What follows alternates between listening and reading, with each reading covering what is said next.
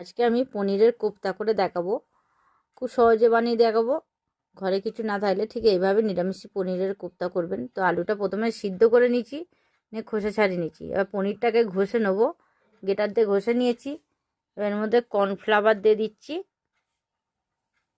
প্রথমে চিনি দিয়ে দিচ্ছি, দিয়ে এবার কর্নফ্লাওয়ার দিয়ে দিলাম, নুন দিয়ে দিচ্ছি, বাম সুগার দিয়ে দিলাম,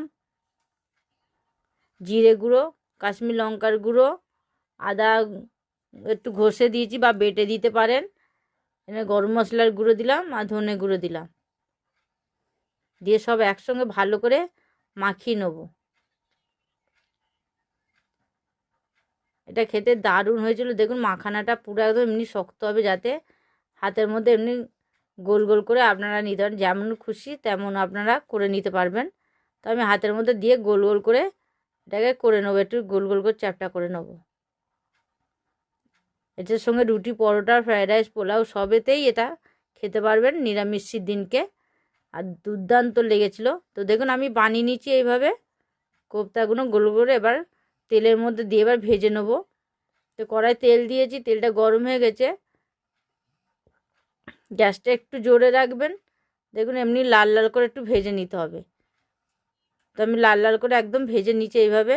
তো এবার তুলে নিচ্ছি। রঙটাও খুব সুন্দর হয়েছে, দেখতেও দারুণ লাগছে ছানার কোপ্তাগুলো।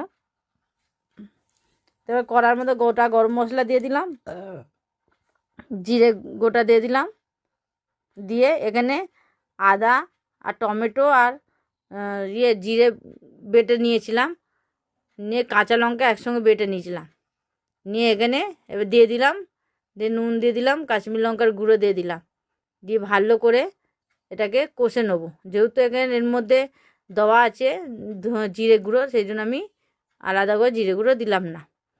এর মধ্যে হচ্ছে এখানে আমি বেটে নিয়েছিলাম পোস্ত, বেটে নিয়েছিলাম।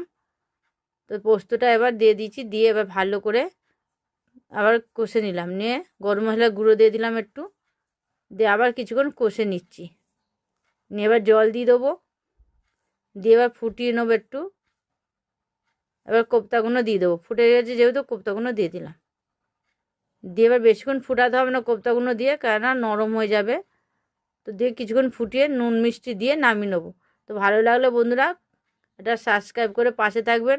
নতুন বন্ধু হলে সাবস্ক্রাইব করে পাশে থাকবেন।